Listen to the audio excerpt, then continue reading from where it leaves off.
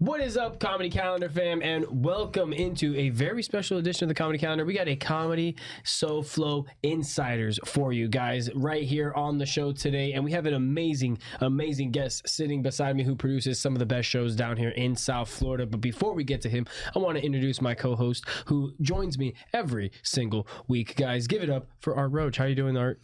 I'm doing good. I just recently found out that the ShamWow guy died. No. Did you know that? What happened? Did he drink too much ShamWow? No, apparently drug overdose. Overdose. So even people at the peak have problems, guys. Damn. Wow. Well, rest in peace, ShamWow guy. Rest in peace. You will be missed. I think he also one time got in trouble for like beating a hooker who had bitten his penis during an altercation. Altercation? I guess it was an interaction that turned into an altercation. Probably a deal gone bad. Deal gone right. Well, we don't know what he paid for. We don't know what he paid for, but luckily he did soak up all the blood with a ShamWow. And it does make sense that he would then die of a drug overdose after I hear that story. So yeah, it makes sense. It all lines up. Yeah. Guys, ShamWow for all your absorbent needs. There you go. We need sponsors. Yeah, ShamWow plus OxyClean. That's all you need. And then put some flex tape on it while you're there. Anyway, guys, moving on to the amazing interview that we have this week, guys. I just am so excited to talk about kind of the logistics of how he operates and runs his shows, because in my opinion, he's got one of the coolest venues in terms of comedy and the closest thing to a really intimate, small New York style OG comedy club down here in South Florida. And I want everybody here in Community News and in the SoFlo Comedy fam to put your hands together for the very funny Brian Wright. What's up, guys? How's it going? I love what you guys are doing here, man. Very happy and proud of you guys for, doing this down here. The community is deserving of it and needs it. So thank you, first off, right off the bat. No, I was going to say, thank you, bro, for coming down here all the way from Fort Lauderdale, because that is where you reside, and also where Shamrock Comedy Club is the space that you guys operate and do some of the coolest shows that I think I've ever seen down here in South Florida. Definitely, and I think this goes without question. I'm sorry for all of our friends who run bar shows out there, but by far the best bar restaurant show in South Florida. It is by far, it's not even close. Consistently, you guys bring out the best crowds, the best comedians, and really the best vibes in terms of comedy in South Florida, at least in my opinion, that really goes on in a separate venue like that. Thank you, man. Yeah. Really appreciate that. We work hard at it and try and do things the right way. Mm-hmm. So the fact that you recognize that, and that means a lot. Really, it does. I'll be honest, we kind of try and emulate what you guys are doing now with Cafecito Comedy at Barry's, which is a conversion of a space at a restaurant bar that pop up. Yeah, we just go in there and they set up the tables comedy club style, very similar to how you guys do it. So I wanted to kind of talk about how that vision first came about, because I think it's so cool how you convert that space, but obviously they weren't always doing comedy. So when did that partnership come about, and how did it develop into like what it is today? Okay, so really we started there during the pandemic. It was coming out of the pandemic. I think our first show was a 420 show. Nice. And it was on 4/20/2020, I believe. And so that was our first. You were celebrating Adolf Hitler's birthday? Yeah, well, no, not. I mean, I like theme for a show, but I mean, hey, if it's look, I mean, if you're not a stoner and that's where your head goes, you got to find some sort of positivity in the day. I get it. If you are a stoner, that's where your head goes. That's the kind of stupid shit that you'd say if you were a stoner. Yeah, no, I mean, we try and stay clear from the Sieg Heils and stuff like that. Right. But it was a great show. It was a great show. It was a 420 show. It was our first show, and Jimmy Schubert was our headliner. And I actually had done a couple of shows before that at Township, which is this place that's downtown, or was downtown. It's not there anymore. But around 2019, 2020, I started putting shows together.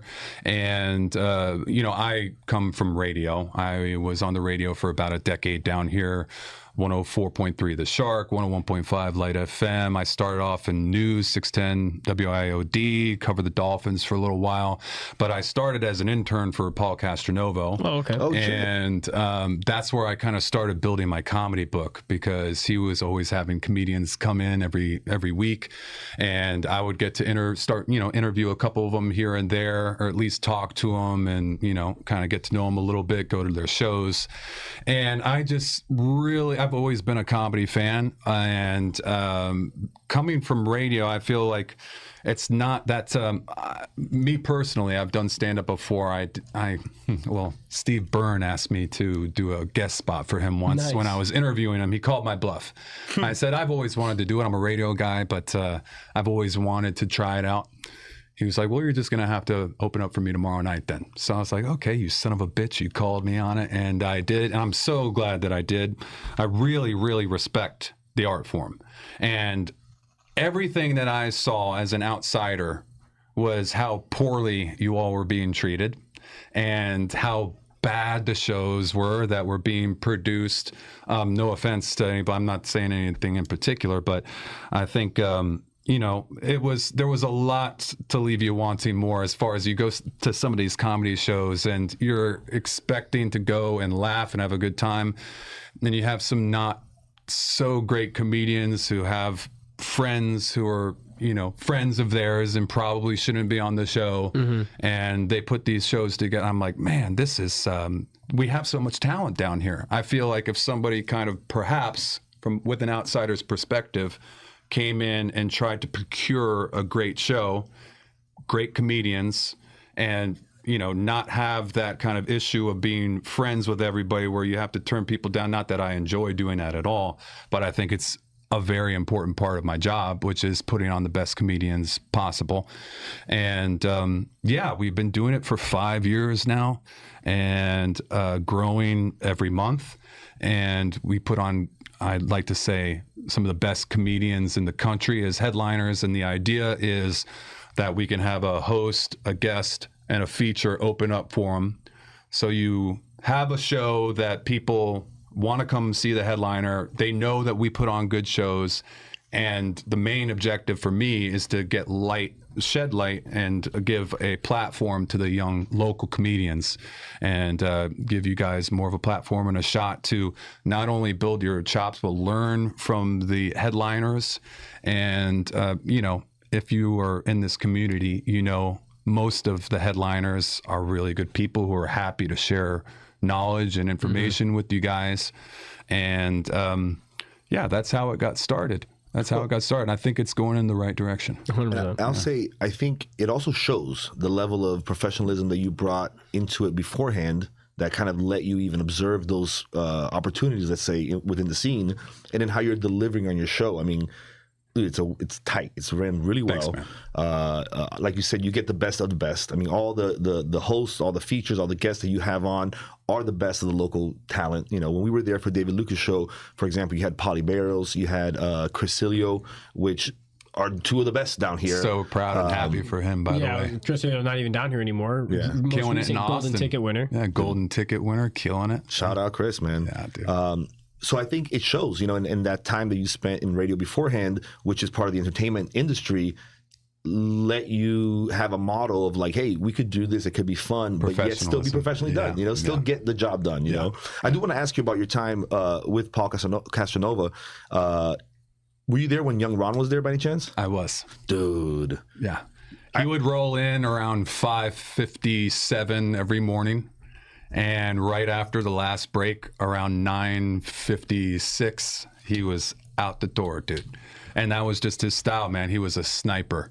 He did not it's like he wasn't trying to hang out with anybody. He wasn't trying to be buddy-buddy. He was like in there to work and get the fuck out. And that's what he did, yeah. Did you go on any of the cruises that they did? No, didn't do any of the cruises. I know they had some fun on those cruises, though. But no, I never went on one myself. By any chance, did you ever walk into the bathroom while Young Ron was in the urinal, and was his pants down around his ankles? I heard about that. I never saw it firsthand. I'm not going to lie to you. There was, I did hear about that. Did he really do that? I mean, I guess I would be the one to ask. I've ever been, man. Dude, I mean, I did hear that, but I don't know that. Paulie likes to have fun, and every once in a while he'd like to bust his chops, and it's kind of like a 50-50 thing. If you ask me, it might be true, but Paulie just might be, dicking around with him. For me, it was one of those things. I mean, those two guys, the Paul Young Ron show. When I was like at the end of high school, starting college, like, dude, that. Before, I mean, I guess phones existed already, but like I didn't have like a phone with internet or, so the radio, those guys, on my way to work, on my way to school, dude, the best South Florida legends. Toast, the omelet and all the, and the Paul Young Ron thing about at the urinal with your pants around your ankles, that's a joke that I used in my life, like for years after I heard that. Like I would always like use it as kind of an icebreaker or, so dude. Well, it's so weird, that's the thing is, I was working, right? So I couldn't listen to them, So I was like, I had some people ask me questions like that over the years, and I'm like, man, I to be honest with you, I don't know. I would see them before and after work. We're pals. We see each other at the, events or whatever. But I didn't. That was the bummer about working in radio, is I didn't really have the time to listen to them all that much. Were you there the day of Ari Spears by any chance? They had like a big falling out with Ari Spears where... No, I wasn't there for Ari Spears. I was there for some interesting shows. One in particular with Carlos Mencia. One in particular with Bobby, with his little gray penis out for everybody to see in the entire studio. I mean, the guy just loves to whip his penis out. I don't know why. Please elaborate. Yeah. Oh, dude, Bobby. I mean, he's just, dude. Yeah. It's like his favorite thing to do. And it's a bit that just like keeps on giving to him. He loves to do it. And I mean, more power to him. But yeah, I wasn't there for the Ari Spears thing. Short answer. Yeah. No, it was like literally Ari Spears like walked out of the studio because they had asked him to do impressions. And as he's walking out, young Ron is like, before you go, do the clumps for me. And Aries runs back into the studio like ready to fight. You know what I mean? Years later, he came back. They made up. But that was the good old days when comedians had to be on radio to sell tickets. You know what I mean? Right. Copy. Yeah. Well, yeah, man. Things have changed a lot, and it still helps a little bit. But in all honesty, even a great spot and interview from Paul is no guarantee that you're going to sell a bunch of. I mean, you have to have a great show. You have to have a great headliner. They go on there, do an okay job. I've seen where it can really move the needle. Now, there's so many variables here, and you guys know about that. Yeah, I've seen people go on and they don't sell a single ticket. I've seen some people go on there, and next thing you know, by 9:30 in the morning, I have a couple dozen tickets that sold because people are listening and they want it, So I feel like I just say that to caution people thinking, I just need to get that radio interview or whatever, and I'm going to pack that place up. Yes, that can and probably will help, but it's by no means, times have changed. There's a lot of things that go into packing out a club. And I'll say what can definitely move comedy tickets in South Florida is the South Florida Comedy Calendar, guys. Yeah. If you guys have a show, let us know. We are only dedicated to moving comedy seats at the in South Florida. My dog here will tell you. Yeah. I think it's really interesting seeing kind of the work that you guys are doing there, because you bring in legit headliners. That really just separates you guys so much. When you're booking these headliners, or you're looking for talent that you want to bring into South Florida, obviously you said you have a little bit of a Rolodex from your experience in radio, but when you're reaching out to these guys, what are some of the things that you do to try and convince them to come down here, to spend some time down here and actually like go and do a show? That's a good question. Well, I would say that I try to send them some material on the club. So we have a great video that we put together that I like to, send out to their managers and to them. It depends. Sometimes I'll go through the manager, and which is never the most fun, but it is part of the job and what you have to do. And there needs to, for a lot of these men and women, the great comedians, they have to have a little buffer between them and bookers, because I pride myself on, I think, being a good booker and somebody who's professional, but bookers can be out of control, pains in the ass, wanting like unrealistic expectations. Right. And that is part of it. I have to go into it with realistic expectations and realize that I'm not going to be able to book Sebastian Maniscalco on a Tuesday night. There's going to be, realistic things that I'm going to have to deal with there and say, okay, it helps if they live down here. One of the ways that I got Gilbert Gottfried right before he passed, which I think still to this day, I'm arguably most proud of booking him. It helps when they live down here, but again, I had to work on that for a couple of months, talking with his manager, getting him to realize that he can and should take me seriously, give him an offer. Now, this is the main thing that you're going to find in people who are starting to put shows together is door deals. And a guarantee versus a door deal is normally the best way to convince somebody who is routed down here. Now, if I feel confident that we're going to sell tickets, I can put into the deal like, hey, we're going to put you up in a hotel. We're going to give you local ground, which is just basically some Uber money so they can get to and from the airport, etc. I have to throw in little things like that to help the cause. But the main thing is a guarantee versus a door deal and convincing the management and themselves that we are legit and worth coming down for. It helps a lot when they're already routed down here. So I've actually, and it works both ways, where if I have somebody coming down here to do a show for me on Tuesday,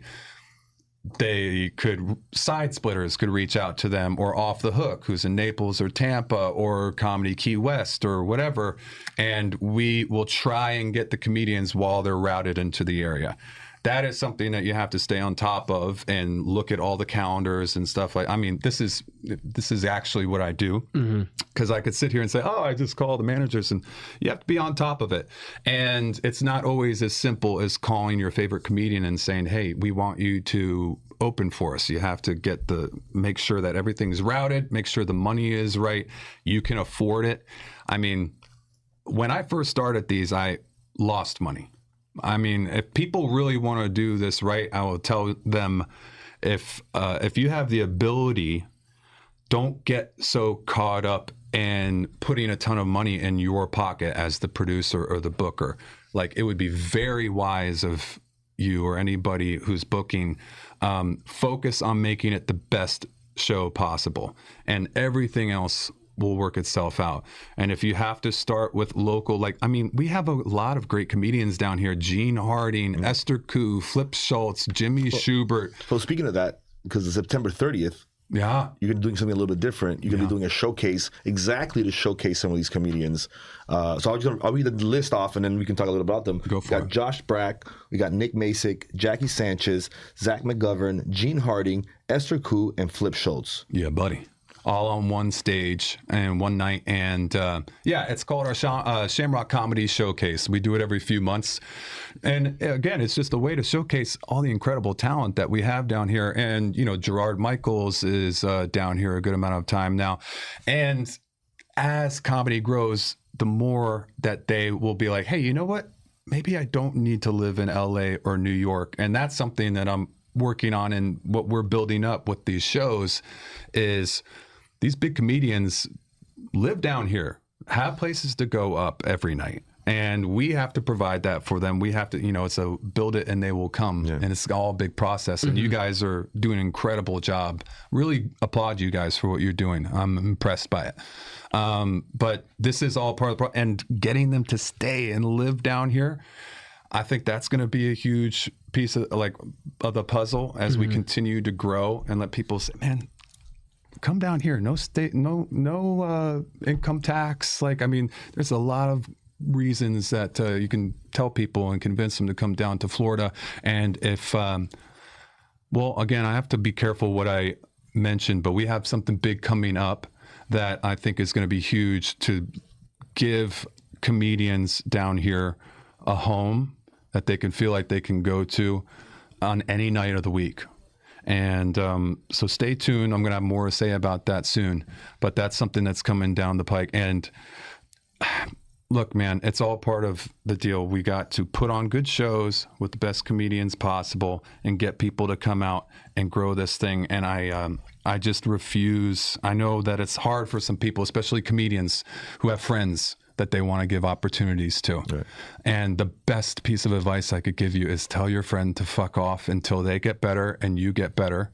And then you start throwing them on some shows once you guys get a little more established and they get better. And yeah. Well, I will say this too, because Sebastian kind of introduced it earlier about Cafecito, especially with the strategy that you're talking about, there's definitely an opportunity here. After the podcast, next time you come to the Improv as well, we'll make sure you link up with Justin, because there's an opportunity for these kind of headliners maybe to do a double dip. Yeah. Because maybe that, he's going to have a Thursday show, you have a Tuesday show. If they line up in the same week, whether it's the feature that's coming down or maybe the headliner, there might be some opportunities there to kind of cross-pollinate and make it more worthwhile while they're here. What spots do you like? What spots do you guys, I mean, obviously everybody would love to be a headliner all the time, but do you like hosting, you like guesting, you like featuring?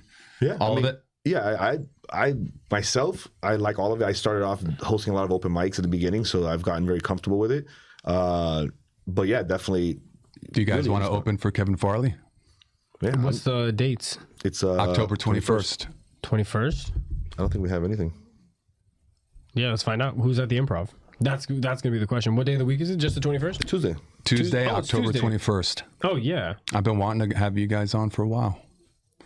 Well, so what I was going to say is, besides my liking it, one of the best hosts I fucking know is Sebastian Alvarez. I mean, not only someone who's theater trained, was a pep rally guy at his high school, but definitely someone who knows how to bring a crowd together and definitely get a show started. If you want, you can host. For sure. And if you want, you can guest. Amen, my brother. Well, you guys heard it here first. You heard it here first. This is what we do. We book great comedians. October 21st, by the way, guys. I forgot to give you guys. I didn't come here empty-handed. No. I came here. I got a little something for you guys. This is what happens when you get booked at Shamrock. I got a little something for you guys. Oh, I think there's a sticker in there too. It might have fallen out. This one's good. I got it. But yeah, I got you guys. And you got. Ray and Dan, I didn't forget about you guys either. Dan, you guys got merch. I got you. Got some Shamrock merch for you guys. Because you need those clean threads, guys. bro. Damn, you guys know I am the merch monger. I love merch. There it goes. It's next level apparel. This is my favorite. Feel that it's soft, bro. This is the one we use at the Improv. Yeah. Those are the softies. This is the same shirts we use at the Improv. They're technically suede, and they're pre-washed, so. Oh, great. Yeah, buddy. Oh, dude, get those nips out. Put that thing on right now. Let's go. We're getting demonetized. I didn't realize I was going to get a show here today. Viral in Wilton Manors. We got a little otter on our hands, boys. Yeah, buddy. Hey. Dude, I live in Wilton Manors. That's hilarious. With my wife, by the way. Hey. Let's make that clear. To honor. If you can't come in here, come honor. Amen. Yeah, buddy. That's what we do. I kept those spots open because I wanted to offer them to you guys today. Hell yeah. Thank you. Much appreciated. You're very welcome. So that's awesome. So guys, just to make sure everyone knows, so October 21st at the Field Irish Pub up in Fort Lauderdale, Shamrock Comedy Club. Shamrock Comedy Club. Comedy calendar takeover, unfortunately, for you guys. Yeah, buddy. Guys. Oh, yeah. You were going to be there. We'll be there early. You show up. You get that comedy calendar treatment. We're going to take care of you. You can get interviewed. Dan will interview you if you get there early enough. That's right. Oh, actually, a little B-roll. Dart. Yeah. You got to get that Dart. Keep your calendar open. October 21st. I love it. The comedy calendar debut at the Shamrock. But yeah, dude, you guys are in there. Heck swimwear. Yeah. No, definitely. And, we've been working on doing like complete field work in terms of coverage. So we're gonna make sure that whole show is like from start to finish covered. It's gonna be fun. It's gonna be fun. Yeah, we're gonna get some cool content from it. Kevin Farley, dog. Yeah, dude. That's the. I was actually like a week ago talking with Justin. Justin and Melissa both know him. Apparently a couple years ago, I'm not gonna spoil anything here, but apparently a couple years ago he was down and they had some great crazy adventures together. Nice. So that's awesome. So I'm looking forward to meeting him in person and yeah, buddy. No, hell yeah, man. I mean, I'm pumped about it. And those are the last 2 spots I have to offer the whole year. Damn. So, yeah, like everything is booked up until December. So appreciate sick. you, brother. Thank you, man. Thank you. I know you have. So let's talk about the rest of the shows until the end of the year. I know November 25th. That's going to be the next one after Kevin Farley. Who do you have on that one? So the roast battle, my favorite event of the year. Nice. Man, these are so fucking fun. And Gene Harding is going to be the host. Pardon That's a good host. I'm so on radio. I have my cough button. I don't have my cough button. Gene Harding's going to be the host. Forrest Shaw is going to be judging with me. Nice. Dog. And I'll let you know who the third judge is going to be. It's almost confirmed.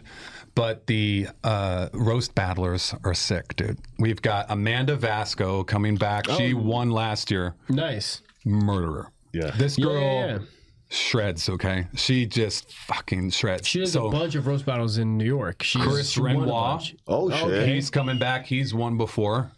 Guest of the show. Former guest of the show. John Gregory is going. Okay. I think he won the first year. Okay. He's won a bunch of the ones that I participated in. Yeah. So killer. I've seen him do great in roast battles. I've had him on mine. We're getting Big Time by Chris Cilio. He's not coming back, which I couldn't be happier for. Nice. Big Time, me dog. You deserve it. He's like, I can't make it. I'm like, all right, that's cool. We got Lando Gonzalez. Another heavy hitter. Mac Lawson. Nice. And let me just double check because I want to make sure that I get everybody correct because we have 8 in total. And Mac was a former guest of our show as well. Not only great roaster, but what a ball buster, bro. You cannot.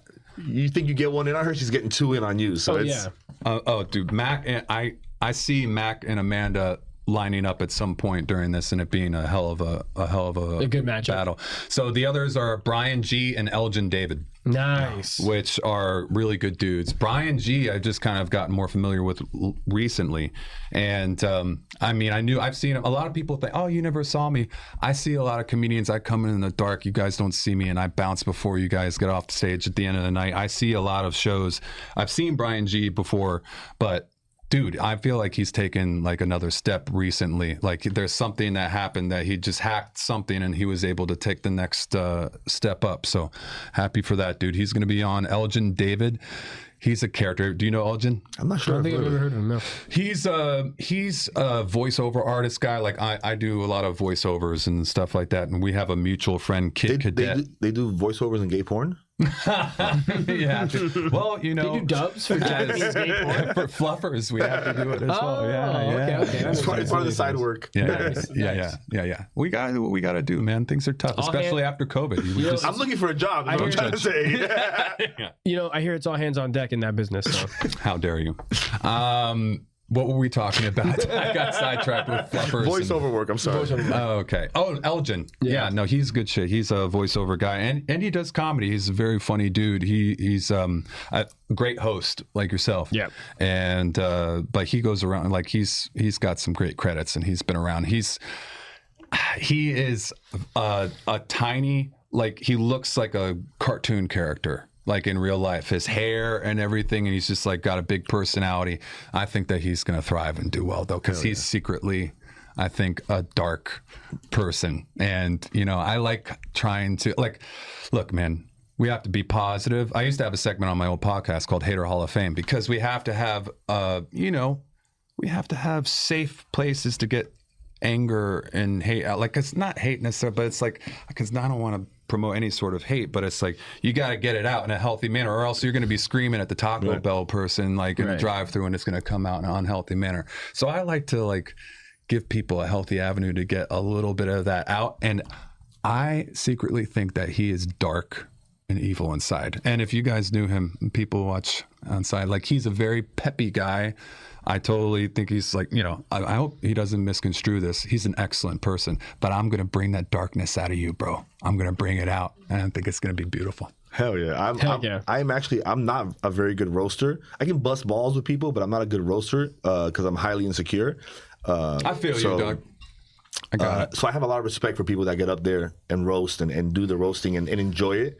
One of the things I love about it is because as comedians, and that's people that are looking for content to put online. With roasts, you can put that material up very quickly without being concerned about it burning your material. Or so one of the avenues that we're looking towards for like the next year is being more involved with those kinds of shows that are, I call them stand-up adjacent, that will give content and it will show people that, hey, here's this person on stage making people laugh. Yes. And it still, triggers a similar thing, and you don't have to burn your material. Right? 100%. So really cool that you're doing that. I mean, thanks, man. Shout out to everyone that's going to be on the roast battle. Kill it. Definitely looking forward to it. And if we can, we'll be up there on that date as well, just to show love and support. Because everybody pretty much that you named is either a friend of ours, a friend of the podcast, or someone that we need to put on our FBI watch list. Yeah, that is true. For sure. Well, you know the deal, man. We have a incredible group of people down here who are comedians and comics, and they come in all shapes, sizes, and personalities, dude. I mean, and that is going to be also people who are interested in booking. Like, that's just part of the gig. Yeah. And hopefully, you got thick skin. You got to have thick skin, but like at the same time, I'm a sensitive boy too. Like, I get it, and nobody loves, like, it's not for everybody. I'm sick a little bit in the head, and the fact that I just can't help it. I like taking the piss up. I don't like people who take themselves too seriously. Let's put it that way. I'll judge a roast battle. You know what I mean? I'll sit there, I'll enjoy, and I'll watch, but from the sideline, like the Roman emperor. You know what I mean? That's what like the thumb up, thumb down. Yeah, exactly. Just not worry about the gladiators in the actual pits of the Coliseum. They can battle it out there with the lions. Have fun with that. The thing with me is that, like, I'll be eating grapes, getting fanned. When you hit me, like, what my comebacks are, like, not appropriate. Like, I remember one time I have an You sound angry. No, I say the wrong thing. Like, I have an older sister, and this is years ago. She was pregnant, and she was like busting my balls about something, and then I was like, "Well, I hope your baby's born retarded." Yeah. Nice. Yeah. Nice. And yeah, it was their baby shower. Like, it was not the appropriate place to make that statement. You know what I mean? So this is why comedians have a hard time dating as well sometimes. Right. Because we can't help but say the thing. Yeah. You can never. Plus, they keep wriggling free of the bonds, so it's like hard to keep. But he was going. But the other thing was, the real problem he's not mentioning is that he was like going off about vaccines the whole time. Like he was already on that tip. So this was like the final straw. This was just like 10 years before COVID. But I'm like, guys, in Wuhan, they're coming up, and Hitler had some good points. Yeah. You haven't even actually read Mein Kampf, have you?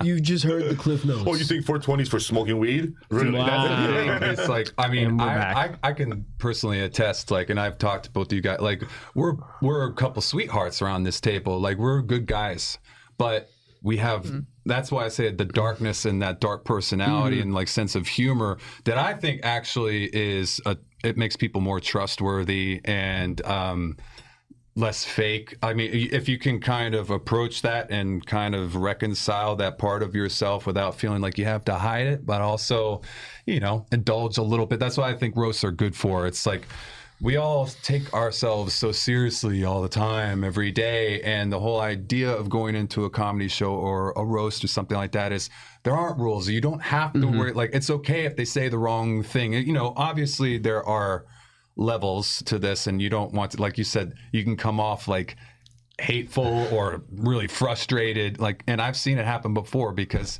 like, Amanda, you go up face to face with somebody like Amanda Vasco, and you're like, oh, dude, I'm going to come in there and tear this. Dude, she will rip you to shreds so fast. And you are going to be sitting up there with your dick in your hand, wondering how you got to this point. And you're going to question every decision you've made to get you to this point where you're on this stage. And I mean, it's not easy, and it's not for everybody. Most comedians don't like to do roast battles, I feel like, right? Yeah, it's definitely, there's a divide. There's some that do and some that don't. There's nobody in the middle. There's nobody who's like 50-50 on it. There's people who like roast battles and do them, and there's people who don't like roast battles and don't do them. That's pretty much what I found. I like to squeeze that part out of them and say, come up here and do it, man. You're going to kill it. I bet you could and I've seen it happen before. And sometimes it just takes a little push and to get people to realize that they can, like, have fun with it. Yeah, I did one. The first round was fun, and then I watched John Gregory kill one of my friends. And I'm like, all right, I'm okay. I'm all right. Maybe I'm okay getting eliminated round two. He's another one, dude. Brutal. John is very good. Brutal. Brutal. John does not fuck around, man. And he is one of those guys, it's like, he comes up there like right off the bat. It's like, this is what Hitler had in mind, like this super tall white boy. And he leans into that as well, as you know. And I think, the first one I watched with him, I think he basically just called the other, like every round was just basically a different version of, but you're gay. No, I remember one time he went up against Ben, and the whole time he just said that Ben was a pedophile, and it worked. He's just like, you look like a pedophile. The crowd bought it. Yeah, you look like you shouldn't be by a school. I heard him do a joke about a female comedian having more roast beef than Arby's or something like that. And I was just like, God. Like it was unfair how well it worked and how everybody laughed and responded to it. Dude, and shout out John Gergen, man. As soon as you get time off from being a child psychologist, we can schedule you on Mondays. Divorce therapist. Yeah, we'll get you on the podcast, man. Yeah, for sure. One thing, quickly before we get out of here, though, I wanted to mention you are wearing a dolphin hat. I see. You said you covered the Dolphins for a little bit. If you had to cover the Dolphins right now, what would be your temperature on the team? Give me your elevator pitch for the Dolphins. Okay, first of all, how dare you? Second, I'm also a season ticket holder. Nice, because I don't cover them anymore. I only cover them for a short period of time. When I first got into radio, I'll tell you what, man. I've been watching this team my whole life. And normally when we're supposed to do good, we do bad. And when we're supposed to be bad, we do better good than we're supposed to. But no matter what, we will work our way out of a top draft pick. And somewhere in that 500 area is where we're going to end up plateauing. And if you look at our schedule right now over the next 4 weeks, we could very easily be 3-4 because we've got some easier games coming up. I am not loving what I'm seeing, and I have been that guy who, over the last couple of years, I really have believed in Tua, but now I'm starting to see the holes in his game. And I thought you meant his brain. Yeah. I thought you said, my bad. Continue, I'm sorry. Doug, he's sitting there fencing and shit. Dude, like, it's something every game I'm just like, slide, dude, slide. Don't go head first. Like, don't do anything. Yeah. And why are you playing football? It's hard because nobody wants him to do well more than me. And the fans, like, we all rooting for him, and nobody's rooting against him, I don't think. But like, everybody was blaming Mike McDaniel and Chris Greer, which they have a point, but Mike McDaniel coached a really good game the other night, and that was on Tua. And I'd hate to say my buddy and a regular at the field, Zach Sealer, one of the defensive tackles, had a big no-no on that blocked punt, and he hit the kicker, and that turned everything around. So, look, man, we are just the Dolphins. That's the best way I could describe it. We're going to end up around 500. We're not going to have a good draft pick, and we got Tua on the books for another few years. He's going to make like $57 million over the next year or this year. I mean, so we're kind of stuck with him, and we're going to have to keep building the game and the game plan around him. Right. It begins and ends with him. Yeah, it will be our success. It will be kind of crazy when we have to remind him and tell him about all these years that he's not going to remember. Yeah. That's going to be crazy. Yeah, I could do my man dirty like that, dude. No, definitely. I used to do... I'm sorry, you said he's going to make $57 million. He's going to be fine, guys. Yeah. We'll be fine. I think poor us. You know what I mean? We hope he remembers his bank account number. That's the one problem. He's going to have it all in his bank. He's going to be like, oh, what's the number? Well, here's the thing. Like, I came to Miami in 1994 is when I got here. Yeah. So it was like peak Marino. Oh. You know? And so I bought on. I'm like Dolphin all the way. Yeah. Best pure pocket passer of all time. Sorry, go ahead. $25,000 in gambling debt later. I no longer do sports betting because of the Dolphins. Because of that feeling. Yeah. Because of that feeling of like they're gonna like. Okay, the last time it was that season where New England won every game and we lost every game, and then we played each other for the last. And I'm like, there's no way I'm going to bet against the Dolphins because they're going to lose this game. Yeah. They won the game. Yeah, man. And I lost my money. Yeah. I remember... So no more sports. Oh, yeah, the Miami Miracle and all that. Yeah, listen, man. I remember the Cleo Lemon days. The 1-in-15 season. I was there for all of it, bro. Heck yeah. Dave Wanstead, baby. And I keep on telling myself someday I'm going to be rewarded for this. But even if I'm not, man, I'm Dolphins till I die. I can't help it. The only time I've seen the Dolphins in a Super Bowl in my lifetime, I was born in 1985. The only time I've seen them in a Super Bowl in my lifetime was on Ace Ventura: Pet Detective. Damn. Nice. And that's what I have to live with. So. Nice. As do I. That's all I got to say about that. That is true. That is true. But in closing up this amazing interview, Brian, the one thing that I wanted to kind of give you a platform to speak about is just kind of maybe some of your goals, some of the things you have to look forward to, anything else you want to promote in terms of Shamrock, personally, whatever the case may be. We just kind of want to give you the floor. Thanks, man. I appreciate that. First of all, sexy t-shirt. Thank you. And if you guys are feeling that, which by the way, dude, soft, right? They're best. Suede, like they're pre-washed. You wash these bad boys, they're not going to shrink. Highly suggest to go to shamrockcomedyclub.com, get yourself a t-shirt, check out all the upcoming events that are coming up. Like, you know, I think these guys said, and I appreciate the kind words, I really do. Like, we try and put on the best comedy show possible. We're not going to invite people in there and get them to pay money for a ticket and put on a bad show. That is something that we really believe. And we have some great shows coming up. Shamrock Showcase, September 30th. Like we said earlier, Flip Schultz, Gene Harding, Esther Koo, all headliners in their own right and national headliners. And headliners we shouted out on this show. Yeah.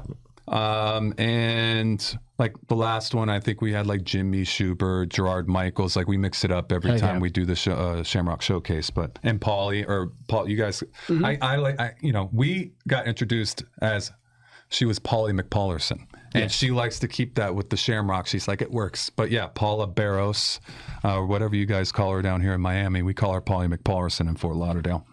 But and then, the Shamrock Thanksgiving Roast Battle. Actually, I forgot. October 21st, Kevin Farley, the show that you guys are going to be Of course. Right? Guys can't miss that one. And I think that Mark Christopher is going to be the feature. Oh, heck yeah. I love Mark. Another guest of the show. Yeah, another former guest of the show. Yes. And I've been wanting to have... Dude, and you guys, like, you know, I get hit up a lot, and I feel horrible when I can't get everybody up that I want to. The one show a month is tough. And I can't book everybody that I want, but we're getting there. And as far as what's coming up, I am so excited about what is coming that I told you that I can't talk about a whole lot, but we're going to have another home for local South Florida comedians where you can get up any night of the week. And we're going to have great headliners on the weekends and open mic nights. And we have a lot coming down the pike that I'm so excited to share with you guys in the comedy community down here. And it's going to be special. It's going to be something really special. But it's going to take a while. And the biggest issue for me is how long this is taking. It's very frustrating. I'm I want everything to happen right now. But when you're doing anything this big, it takes a team and it takes some time. And that is what we're going through right now. And it's all coming together, though, man. And I cannot wait to share it with you guys. But in the meantime, again, check out the show, shamrockcomedyclub.com. We got the roast battle on November 25th. If you come to one show, come to that one. I suggest coming to all of them, but that is maybe my favorite show of the year. And then we've got... Mitch Fattel on the 16th. He's coming down with Jordan Garnett. And do you guys know Jordan?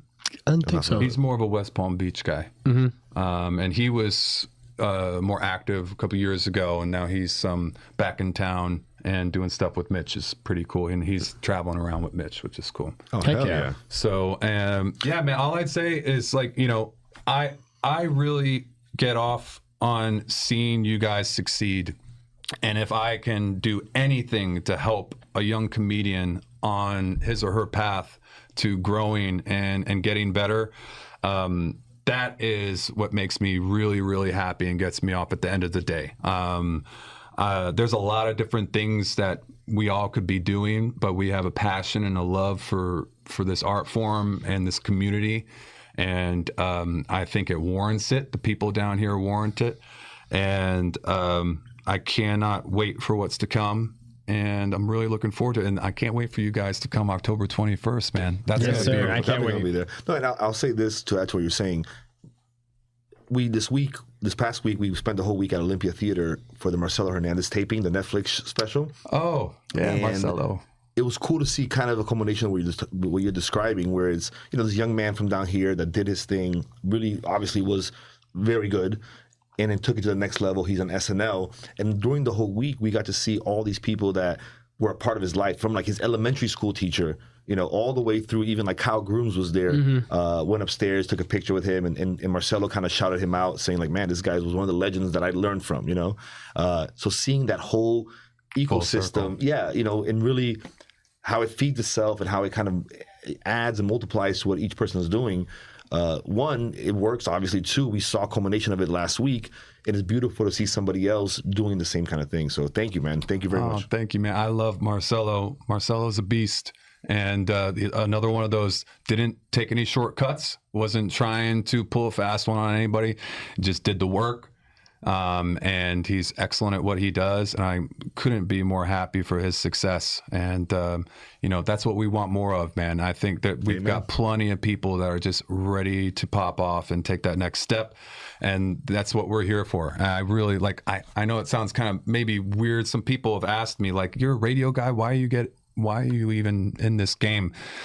I love seeing people succeed. I love the art form. I love seeing people start from here and end up here and end up going there. It's just my favorite thing to do and see. So we're going to keep on doing it, and then love for anybody who wants to come along for the ride. Support local comedy, guys. Support your local artists. Buy some merch, buy some tickets, go support your friends, and go try out some new peoples. And maybe you don't know a comedian, but go check them out. And you could be that person to say, hey, I saw Marcelo before he hit it big. I saw Chris Renoir when he was still doing this. Yeah. And I mean, I'm telling you, man, that's what it's all about. And it's it gives you that perspective, like you said. I mean, be able to see him here, and then next thing you know, like, Marcelo is going to be a movie star. Yeah. Like, there's really no ceiling for that guy. So can't wait to see what else is to come, and the amazing talent down here that's going to be popping off, including you guys. Thank you. Proud of you guys, appreciate man. This is huge. What you're doing is awesome. Thank you. Yeah, and thank you for coming down and doing the show, man. I think everybody who's a comic down here in South Florida could listen to this interview and gain a lot of awesome insight and awesome information that is really only available through your eyes and your mouth alone. So thanks, that people can reach out to me, because there's a lot that we didn't cover today because we just can't. Of course. But if anybody wants to, they can reach out, and I'm happy to help out in any way I can. Rising tide lifts all ships, man. I don't like that competition bullshit. If you want to sit there and be like, oh, you can't go do that room or whatever, right? All that. We're all here to lift each other up, and that's what we're gonna do. Heck yeah, I totally agree. Totally agree, cool. Guys. And don't forget, guys, definitely go to is it shamrockcomedyclub.com? Yes, sir. You can go there and get your tickets for any of these upcoming shows, guys. Go right here, bro. Yeah, right buddy. Shamrock Comedy Club. That's right. Yeah, buddy. There you go. Don't forget, guys, he has shows going all throughout the rest of this year. They're going to be fantastic. Again, October 21st, me and Art are going to be out there, so you guys want to check that out as well. Art, anything else you want to add before we get out of here? No, man, I just want to say thank you again, my brother, for coming all the way. Thank you for having me, guys. He actually drove through a thunderstorm to get here. Nice. And beat me by an hour to the podcast studio. So shame on you. Shame on me. Yeah. Yep. Noted. Heck yeah. Thank you guys so much. And again, don't forget, until next week, keep laughing.